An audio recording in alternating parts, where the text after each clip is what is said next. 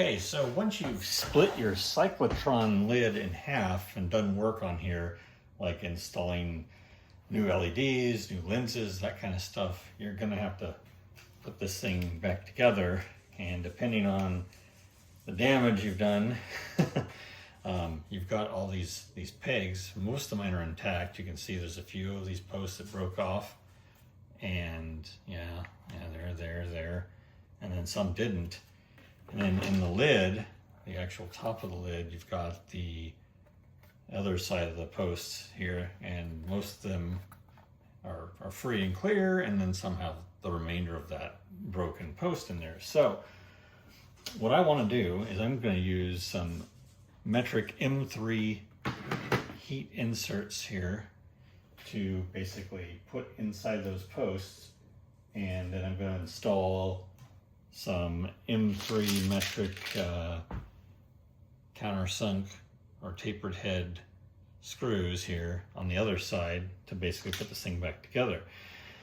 There are other people who've done this, and I think they've used M2s because they just wanted to fit the M2s right through these holes and not do much, but I really don't want to do that. I want to use the bigger ones because actually these inserts, they fit almost perfectly in these holes. So that's why I'm going to go that way. So the first thing we need to do is just fix a few things, but what we need to do is actually use these post holes as guides to drill out the spot for where the actual the screw is going to go through. So I'm going to use this drill bit here, and this is a tiny drill bit. That's the technical term. This is a 7/64, but you know, using a metric equivalent would probably be a smarter plan if you got it. I don't have any metric bits. I don't know why I don't. I should. So I'm just going to go ahead and just very carefully just kind of drill through here. I realize that is going to touch the cyclotron edge with this drill because it's got a really big chuck, so I'm going to back it out as much as I can. There we go. I'm just going to kind of line this up, hold it as square as I can. Just kind of drill through there. So you saw that pierce. We're just going to repeat.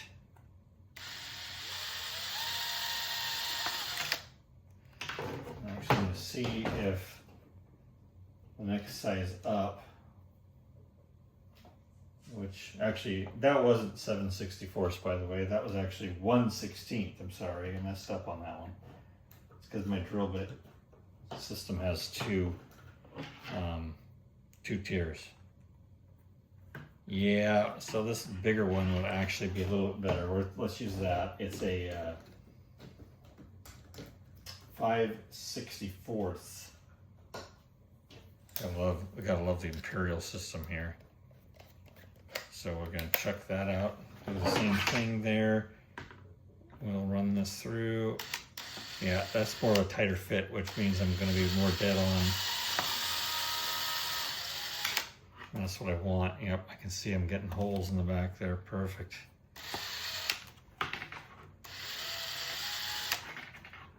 Let's just do this all the way around. And then for like these ones that don't have the post, I'm just going to have to line it up the best I can. Okay.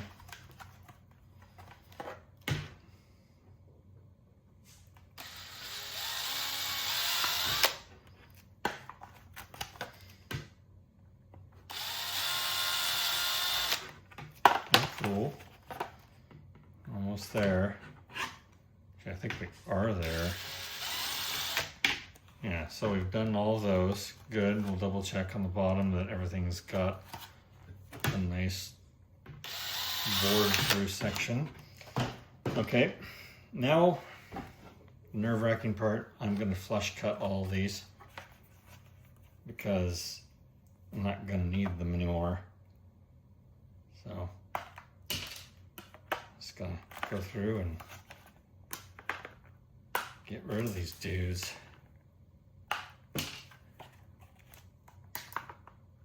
Maybe this is a bad plan. I don't know. think it is. All right, so now that is flush cut. And now I'm going to bore these out a little bit more.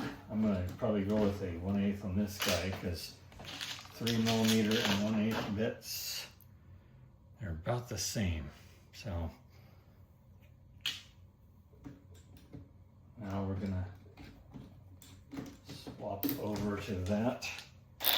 And I'm just going to go from the other side here.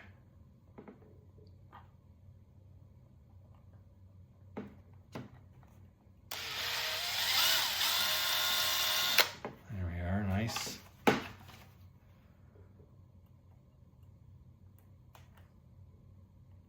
This might actually work better from the top again.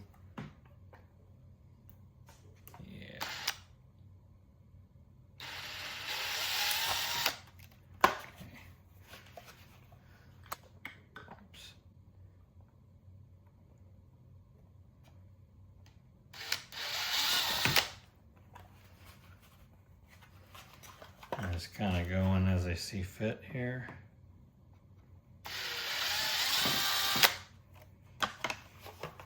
So almost done.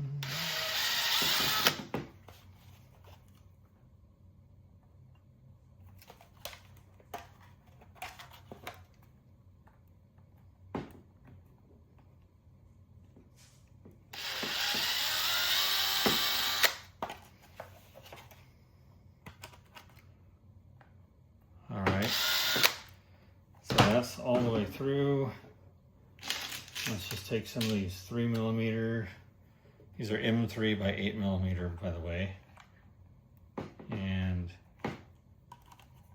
they don't just slip through. It looks like they actually kind of will thread, so that's good.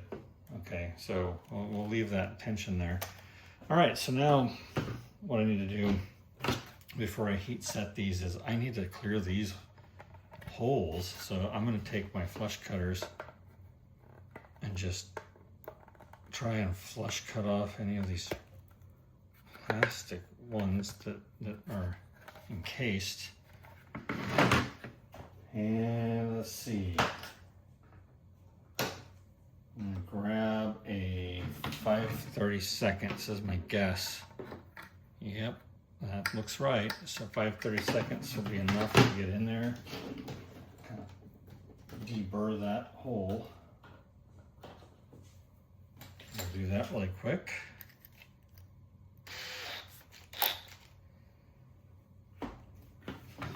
So again, I'm just gonna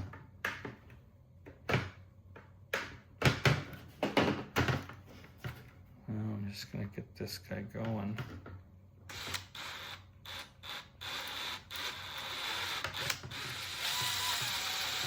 And I'm not going to go in too far, and then I'm going to run it in reverse. And you can see that it cleared the plastic pretty good. So let's do this next one.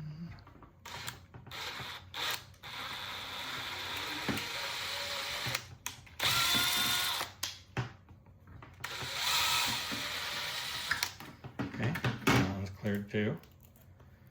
And the final one.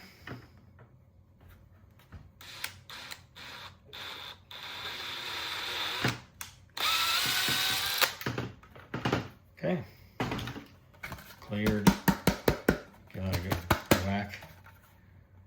Hey, that looks nice and clean. All right, so now we're ready for our heat inserts. So let's go over to our heat insert press, which I realize not everybody has. I do, running the business here, but if you look closely, all this thing is it's a soldering iron on a stick with a brass bit on the end. It actually work really well. So you can just get kits for soldering irons too. So you just kind of line this guy up. Oops. And already off center. I want to get this perfectly right angle. And gravity actually is doing some of the work there. But essentially, that should be pressed in. That didn't take long. And come back and look. See? Pressed in. Cool, huh? So we're gonna do a few more of these and then we'll just test, because we don't want to just, you know, assume that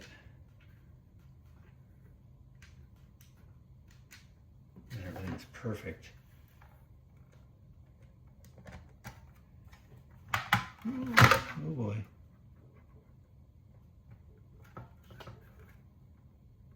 Okay. Press that dude in too.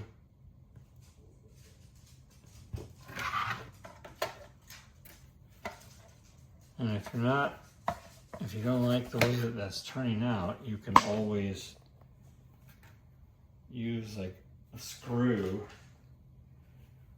to kind of tweak the positioning of this. So you can preload a screw, and while it's still cooling, you can actually grab the screw and just kind of bend it a little bit,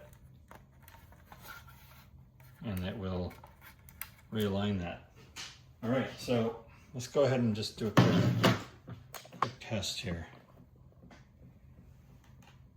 Let's see, we put this one in and this one in, so we'll put this lid partially back together.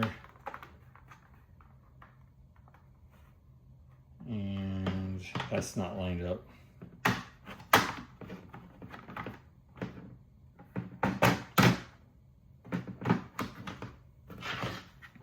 This sometimes is a little bit of a pain. There we go. Okay, so when it lines up, you should maybe see the brass through there a little bit. So let's just double check that guy. We'll take our handy dandy metric driver and start screwing this in. And if it all works out, it bites into that. Yep, it does. So essentially now we just need to repeat. And then the final step that you'll want to do, because these need to sit flush with the surface, is you're going to need to countersink this hole. And honestly, you can use a countersink, or in my case, I'm going to use a step bit. Which, if you're not familiar with a step bit, it's that. It's a bit with a bunch of steps. So I'm going to just center that. Just kind of run the line a little bit. Not going too far, because this thing will drill holes.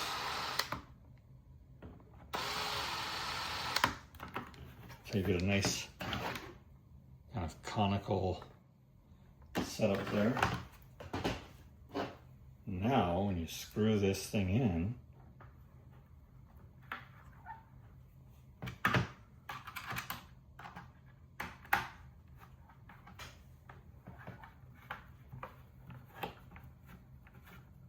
you will notice that it screws down nice and flush, so you don't have anything proud. And in this case, it's just a tiny bit proud, so you need to do a little bit more.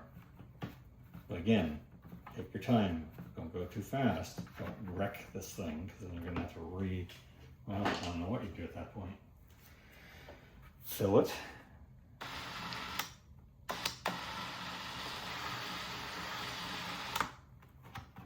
There you go.